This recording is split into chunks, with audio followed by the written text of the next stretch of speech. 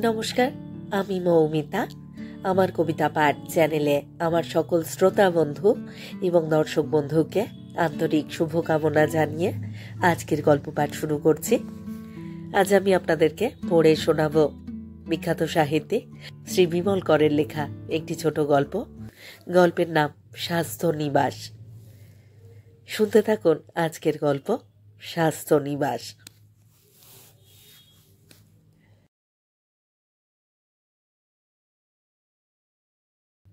ভোরে ঘুম ভেঙে চোখের পাতা খুলতেই শশাঙ্ক দৃষ্টি পড়ল। পাশের বিছানা শূন্য, মালতী নেই, খোকাকেও দেখা যাচ্ছে না। বিছানাটা অগোছালো হয়ে পড়ে আছে। শশাঙ্ক অনুমান করে নিল ছেলেকে নিয়ে মালতী বেড়াতে বেরিয়েছে। মাথার দিকে জানালা বন্ধ, পাশের জানালা খোলা। রোদ উঠে গেছে কখন। জানলা দিয়ে রোদ এসেছে। শশাঙ্ক ভোরে শীত অনুভব করতে পারল। নভেম্বর মাসেই বেশ শীত পড়ে গেছে এখানে। গায়ের উপর চাপানো হালকা কাঁথা গলার উপর টেনে নিতে নিতে শশাঙ্ক হাই তুলল। তারপর দুহাত মাথার তলায় রেখে আলসে শুয়ে থাকল। একটু ঠান্ডা লেগেছে, গলায় সামান্য ব্যথা এবং শ্লেষ্মার সংকোচন থেকে শশাঙ্ক অনুভব করতে পারল তার ঠান্ডা লেগেছে। জড়ানো ভাঙা কাশি কাশতে কাশতে জানলার বাইরে তাকিয়ে থাকলো শশাঙ্ক। আজ দিন তিনেক হলো এখানে এসেছে ওরা বেড়াতে। বেড়াতে না বলে বরং মালতীর কথা মতন বলতে হবে চেঞ্জে এসেছে। জায়গাটা সাঁওতাল পরগনার স্বাস্থ্য নিবাস। ছোট জায়গা, কিন্তু পুজোর পর থেকে বেশ লোক জমে গেছে। তবু ফাঁকা ফাঁকা। এই জন্যে যে দেহঘর মধুপুরের মতন এখনো জায়গাটা পেশাদারী স্বাস্থ্যনিবাস হয়ে ওঠেনি, হয়ে উঠছে সবে। এখানে আসার সমস্ত ব্যবস্থাই মালতী করেছে। শশাঙ্কর ইচ্ছে ছিল না। শশাঙ্ক বলেছিল, চেঞ্জে যেতে হলে আমি আমার বাড়ি ঘরেই যাব, সেখানের চেয়ে ভালো জায়গা আর কোথায় আছে। মালতী কিছুতেই রাজি না।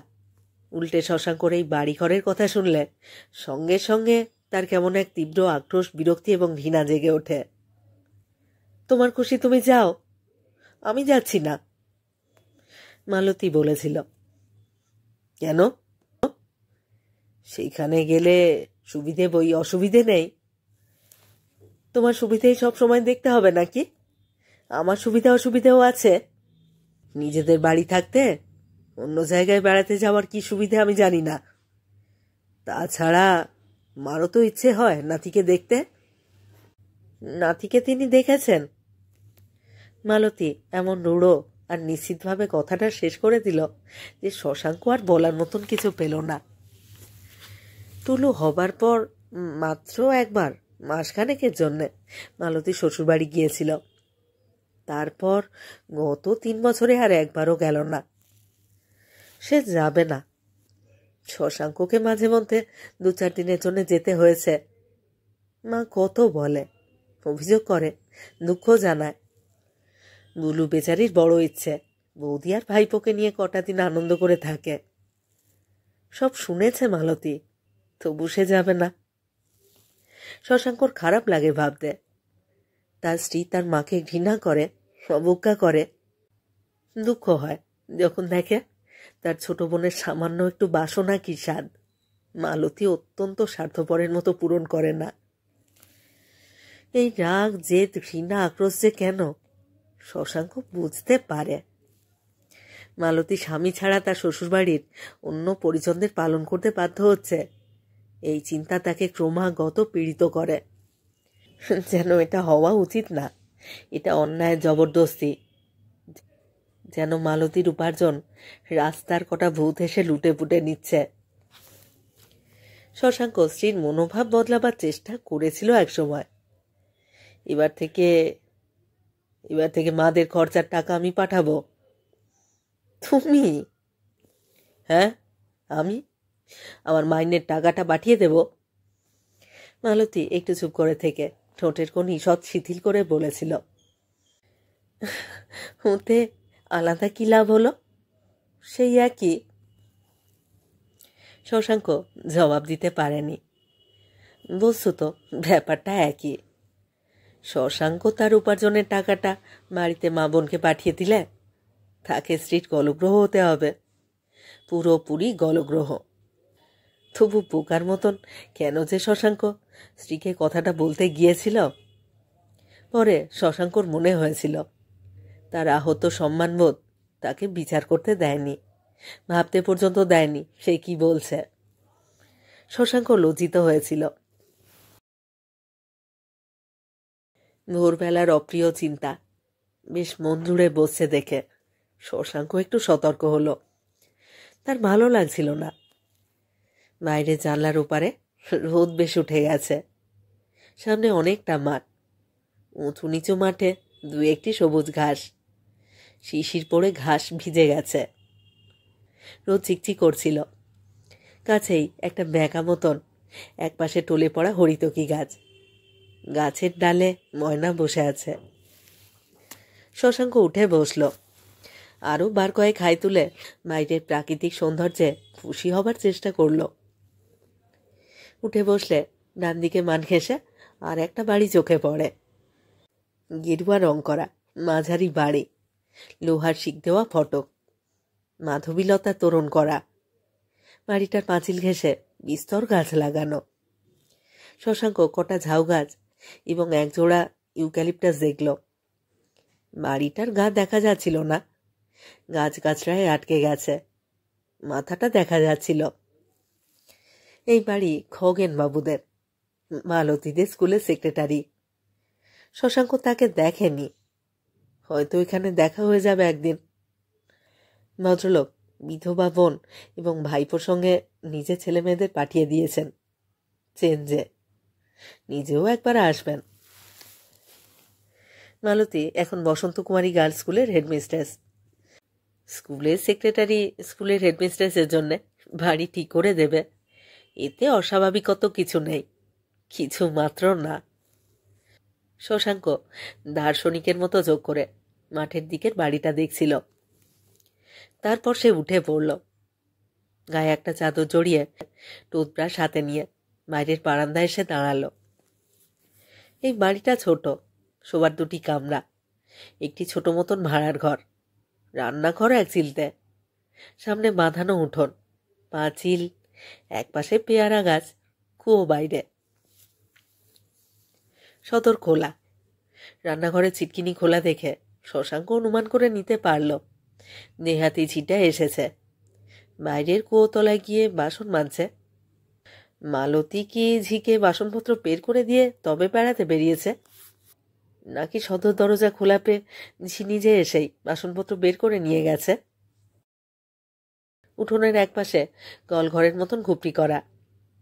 শশাঙ্ক আশা করেছিল জল পাবে না। কলঘরের বালতিতে টাটকা জল পেল। কুয়োর জল বলে এই সাত সকালেও শীতের দিনে এখনো একটু গরম। মুখ ধুয়ে সদর থেকে গলা বাড়িয়ে একবার বাইরেটা দেখে নিল শশাঙ্ক।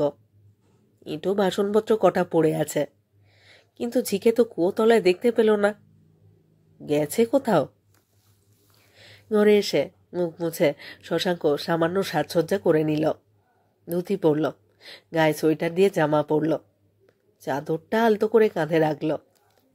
ওর ইচ্ছে করছিল বেরিয়ে পড়ে, সোজা মাইলটা হেঁটে বাজারের দোকানে চা খাবে। মালতী নিজে নিশ্চয়ই চা খেয়ে বেরিয়েছে, অথচ শশাঙ্কর কথাটা বিবেচনা করেনি। মনে মনে অপ্রসন্ন আর বিরক্ত হয়েই শশাঙ্ক এই অস্থায়ী সংসারের চেহারাটা দেখে নিল। একপাশে শশাঙ্কর বিছানা, একটা ঝোলা নেয়ারের খাট, খগেনবাবুদের দান। অন্য পাশে একটা তক্তাপোষ, মালতী এবং টুলুর। কোণের দিকে বাক্স ও সুটকেস পরপর চাপানো, দড়ির আলনা, মালতী এবং টুলুর এক গ্রাস জামা কাপড় ছড়ানো, গাদা করে রাখা। বাঁ দিকের জানলার পাশে ছোট নড়বড়ে গোল টেবিলে কাগজ পাতা, তার উপর কিছু ওষুধপত্রের শিশি, গুঁড়ো দুধ, মালতীর চুলের ফিতে এবং কাঁটা, কাপ, চামচ, ফ্লাস্ক সবই আছে, অথচ এদিক ওদিক বিক্ষিপ্ত। পাশের ঘরে কিছু জিনিসপত্র পড়ে আছে, স্টোভ, কেটলি, হোলডল, বেতের টুকরি, টুকিটাকি আরও যেন কি। আজ থেকে, শশাঙ্ক ভাবল, আজ থেকে সে পাশের ঘরে শোবে। পালিয়ে লণ্ঠনটা পড়ে গেল। শশাঙ্ক ভেবেছিল চিমনিটা গেছে, না, যায়নি। লণ্ঠনটা তুলে রেখে শশাঙ্ক বাইরে এলো। সদরের কাছে এসে তার মনে হলো, এভাবে যাওয়া কি উচিত হবে? বাড়ি ফাঁকা রেখে সে কি যেতে পারে? দরজাগুলো তালা দিয়ে বেরিয়ে পড়বে, তারও তো উপায় নেই। যদি মালতীটা ফিরে আসবেই একটু পরে। বিয়ের রাতে চাবি দিয়ে যেত, শশাঙ্কর ভরসা হচ্ছিল না। মালতী প্রায় 5,000 টাকা তার সুটকেসে রেখেছে, তাছাড়া গয়নাও। বিশ্বাস অবিশ্বাসের কথা পরে, কিন্তু এইভাবে ঝিয়ের জিম্মায় বাড়ি ফেলে দিয়ে গেলে মালতী যে বৃষ্টি রকম একটা ঝগড়া শুরু করবে শশাঙ্ক স্পষ্টই বুঝতে পারল। ঘড়িতে প্রায় 7:15। শশাঙ্ক কি যে করবে বুঝে উঠতে পারছিল না। এখন কি সে নিজে স্টোভ ধরিয়ে তার চা তৈরি করে নেবে? কাজটা কিছু নয়, কিন্তু এই সামান্য কাজে তার কাছে অবমাননার মতো মনে হচ্ছিল। কেন মালতী কি তার জন্য 1 কাপ চা তৈরি করে দিয়ে ডেকে দিয়ে যেতে পারল না? Morning walk. শশাঙ্ক বিরক্ত তিক্ত মেজাজে একটা সিগারেট ধরিয়ে ফেলল এবং বেশ জোর গলায় নিজেকে শুনিয়ে বলল, চেঞ্জে এসেছো বলে তুমি আমার মাথা কেননি? রোদে ছেলের হাত ধরে বেরিয়ে পড়লুম, আর আমি ঘরে বসে বসে খবরদারি করি। শুকনো গলায় সিগারেটের ধোঁয়ায় কাশি আসছিল, গলা জ্বালা করছিল। শশাঙ্ক ভার কয়েক কাশল। তার মনে হলো কাল রাত্রেও ঠান্ডা লেগেছে। নতুন জায়গা, প্রথম শীত, ঠিক সহ্য হয়নি। মালতী নিজের মাথার দিকে জানলা বন্ধ করে শশাঙ্কর দিকে জানলা খুলে রাখল। তখনই শশাঙ্কর মনে হয়েছিল তার ঠান্ডা লাগতে পারে। মালতী পাত্তা দেয়নি। ছেলের কিংবা তার ঠান্ডা লাগা অনুচিত, ওদের শরীর খারাপ। যদি একটু আধটু ঠান্ডা লাগে শশাঙ্কর লাগুক, কিছু ক্ষতিবৃদ্ধি নেই। মালতীকে অত্যন্ত স্বার্থপর এবং হৃদয়হীন বলে মনে হচ্ছিল শশাঙ্কর। কেবল নিজের সুখ, নিজের আরাম। আর শশাঙ্ক ভাবল, আর এখন নিজের আরাম সুখের পর যোগ হয়েছে ছেলের সুখ। 3 বছরের ছেলে, তার মতিগতি মেজাজ দেখলে মনে হবে কোথাকার কোন লাট বিলাটের ছেলে। সদর থেকে ফিরে এলো শশাঙ্ক, মনে মনে খুব অসহিষ্ণু। ছেলেটাকে কিভাবে দিন দিন বাঁদর করে তুলছে মালতী, তার ছোটখাটো উদাহরণ মনে করতে করতে বারান্দায় এসে দাঁড়ালো। আপাতত 1 কাপ চা দরকার। মালতী তাকে খুব জব্দ করে গেছে। চেষ্টা করলে এতক্ষণে 1 কাপ চা তৈরি হয়ে যেত। বেশ ঠান্ডা এখানে, চা না খাওয়া পর্যন্ত দুধ পাচ্ছে না শশাঙ্ক। শরীরে আলসেমি লেগে আছে। পাশের ঘরে শেকল খুলে শশাঙ্ক ঢুকে পড়ল। ঘরের 2টো জানলাই খোলা। জানলা দিয়ে খগেনবাবুদের বাড়ি দেখা যাচ্ছে। শশাঙ্কর হঠাৎ মনে হলো মালতী হয়তো ও বাড়িতে গিয়ে বারান্দায় রোদে বসে গরম চা লুচি খাচ্ছে। অসম্ভব নয়। খগেনবাবুদের বাড়িতে মালতীর খুব খাতির।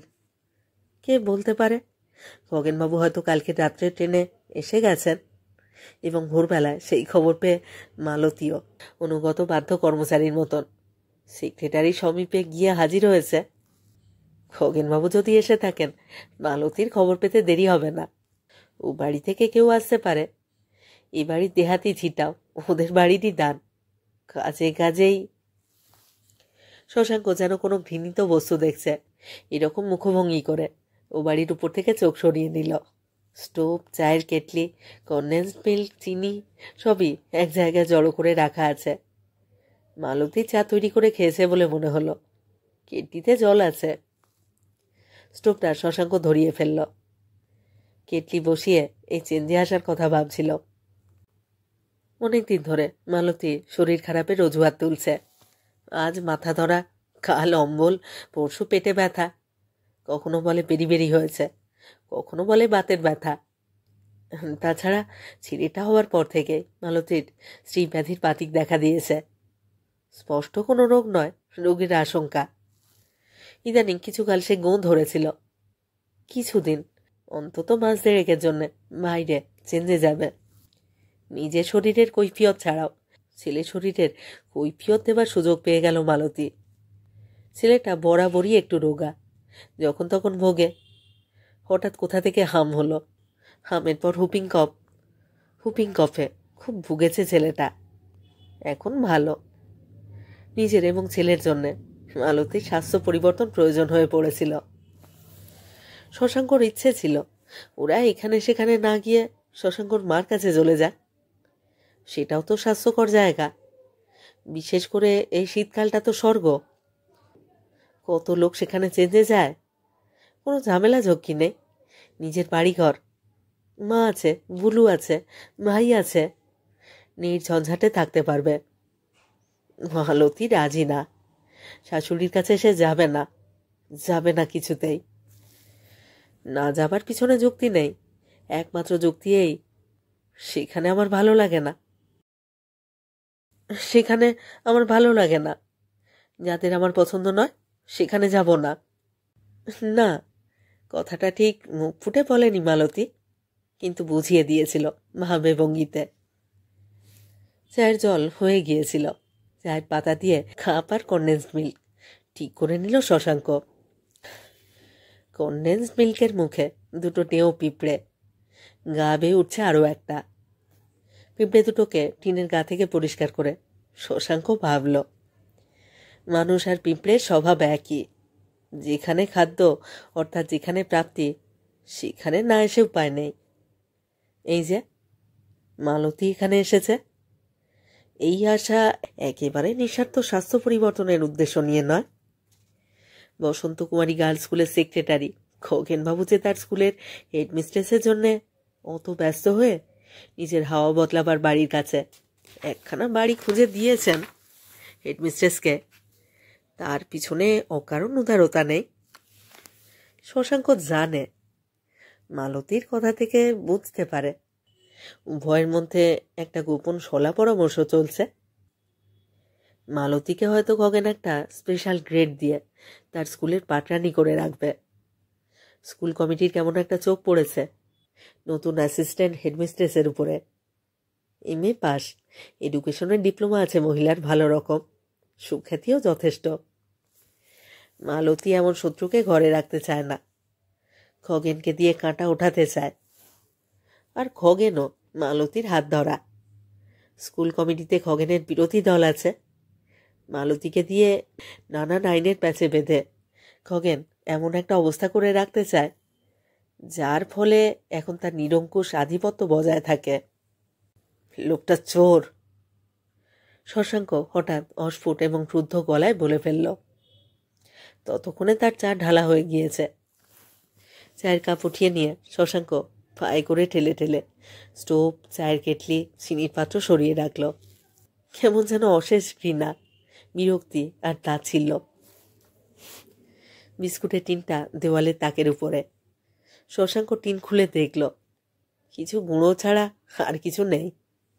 টিনটা মাটিতে ছুঁড়ে ফেলে দিয়ে বাইরে চলে এলো শশাঙ্ক। ছোট উঠোনে টলটলে রোদ পড়েছে। পাঁচিলের উপরে কটা চড়ুই, পেঁপে গাছের একটা চারা এক কোণে কাঁপছিল। শশাঙ্ক চা খেতে খেতে এই দৃশ্যগুলি লক্ষ্য করল, কিন্তু বিন্দুমাত্র প্রলোভিত হলো না। শোবার ঘরে এসে অগোছালো বিছানায় বসে বসে চায়ে চুমুক দিতে লাগলো। সমস্ত মন তিক্ত, বিরক্ত। ঘরের এই অগোছালো ভাবটা কদর্য লাগছিল শশাঙ্কর। 3 দিন তারা এসেছে, তবু মালতী এখনো পর্যন্ত ঘরদোরগুলোকে ভদ্রলোকের বাসের মতন করতে পারল না। করবে কোথা থেকে? হয় বাইরে বাইরে ঘুরছি, না হয় ছেলে নিয়ে আদি খেতা, না হলে বিছানায় পড়ে পড়ে যত সব রাবিশ উপন্যাস গল্প পড়ছি। আশ্চর্য, এখানে এসেছে গোটা 5 গোপদা উপন্যাস বিছানায় পুড়ে, আবার কাল থেকে খানতিনে খাতে করে নিয়ে এলো। শশাঙ্কর হঠাৎ কেন যেন সকৌতুক এই ধারণা হলো, সে একটা উপন্যাস লিখলেও পারে, মন্দ হবে না। মালতীকে নিয়েই লিখবে, এবং নিজেকেও।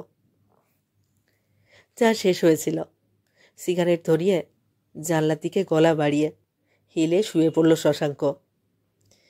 উপন্যাস লেখার পরিকল্পনাটা তাকে বাস্তবিক নেশার মতন গ্রাস করছিল। সিগারেটের ধোঁয়া গিলে খানিকটা ধোঁয়া বাতাসে উড়িয়ে শশাঙ্ক ভাবতে লাগলো, উপন্যাসের বক্তব্যটা কি হবে? স্বামী স্ত্রীর সম্পর্ক ঠিক নয়, বরং বলা যায় মালতীর মতন একটা মেয়েকে শশাঙ্কর মতন একটি ছেলে বিয়ে করলে অবস্থাটা কি দাঁড়ায়। মালতী কেমন মেয়ে? যেন উপন্যাসের চরিত্র ভাবছে, এমনভাবেই শশাঙ্ক ভাবতে লাগলো, মালতী কেমন মেয়ে। আজকাল পথে ঘাটে খুব সাধারণ যেসব মেয়ে চোখে পড়ে তেমনই। দরিদ্র, দিন, মাথায় একগাদা দায়িত্ব আর বোঝা। বিয়ের আগে টিচারি করেছে, সংসার প্রতিপালন করেছে এবং চেহারাটিকে প্রায় কদর্য করে লালন করে গেছে। এই অবস্থায় বিয়ে মানে বিয়েটা আর এক ধরনের ডিপ্লোমার মতন মালতী অর্জন করে নিয়েছে। যেমন চাকরিতে ডিপ্লোমা কাজে দেয়, তেমনি এইসব মেয়ের কাছে বিয়েটাও কার্যকর হয়, মর্যাদাও দেয়। শশাঙ্ক হয়তো আরো ভাবত। চোখে পড়ল সামনের মাঠ দিয়ে মালতী আসছে। মালতীর গায়ে সেই ডালিম ফুল রঙের ছোট পাতলা শাল, হাতে কাঠের হাতল দেওয়া ব্যাগ। মালতীর শাড়িটাও ফিকে লাল রঙের। টুলু গরম জামা প্যান্ট পরেছে, মাথায় এক টুপি দিয়েছে, পায়ে মোজা, দুটো জুতো। টুলু মাঠের মধ্যে নুড়ি পেয়ে সেই নুড়িকে ফুটবল করে ঠোক্কর মারতে মারতে এগিয়ে আসছে। শশাঙ্ক জানলা থেকে সরে গেল। না, মালতীকে দেখতে দিতে চায় না শশাঙ্ক। যেন স্ত্রীকে এ সময় দেখলে স্ত্রী স্বাভাবিকভাবেই একটা আশকারা পেয়ে যাবে। তৈরি হয়ে থাকলো শশাঙ্ক, মালতী বাড়ি ঢুকলেই সে চলে যাবে। মালতী এলো। উঠোনে তার গলা শব্দ। টুলু বোধহয় বাইরে খেলা করছে। ঘরে এলো মালতী। শশাঙ্ক খুব ব্যস্তভাবে ঘর ছেড়ে চলে যাবার ভঙ্গি করল। বাবুর ঘুম ভাঙল? মালতী হাতের ব্যাগটা একপাশে নামাতে নামাতে হালকা গলায় স্বামীকে বলল। ব্যাগ নামিয়ে গায়ের শাল বিছানায় ছড়িয়ে রেখে পুরোপুরি করে তাকালো স্বামীর দিকে। স্টেশন থেকে রুটি, ডিম, আর বিশ্বাস করবেন না, একেবারে টাটকা কাটা রুই মাছ সে নিয়ে এসেছি। তোমার কাজ কেমন কমিয়ে দিলুম বলো। চা খেয়েছ? শশাঙ্ক নীরব। খাওনি? মালতী হাত বাড়িয়ে সুতির চাদর টানল দড়ি থেকে। আচ্ছা চলো চা করে দিই। কি খাবে চায়ের সঙ্গে? ডিম নাকি রুটি দেবো মাখন দিয়ে? কিছু না। কিছু না? হোমা, সে কি চেঞ্জে এসেছ? একটু খাবে না ডিম টিম দুবেলা? স্বাস্থ্য তবে কি বদলাবে? স্বাস্থ্য বদলানোর প্রয়োজন শশাঙ্ক বোধ করছিল না। তুমি বদলাও। শশাঙ্ক দরজার দিকে এগিয়ে যাচ্ছিল। একটু দাঁড়ালো হঠাৎ।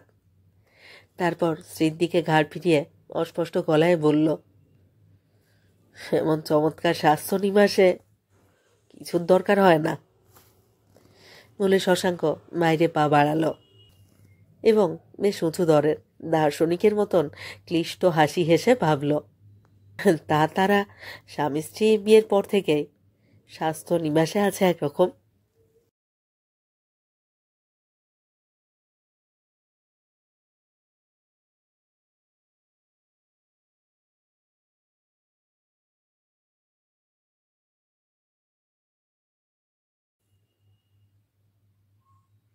শেষ হলো আজকের গল্প, শ্রী বিমল করের লেখা ছোট গল্প স্বাস্থ্য নিবাস।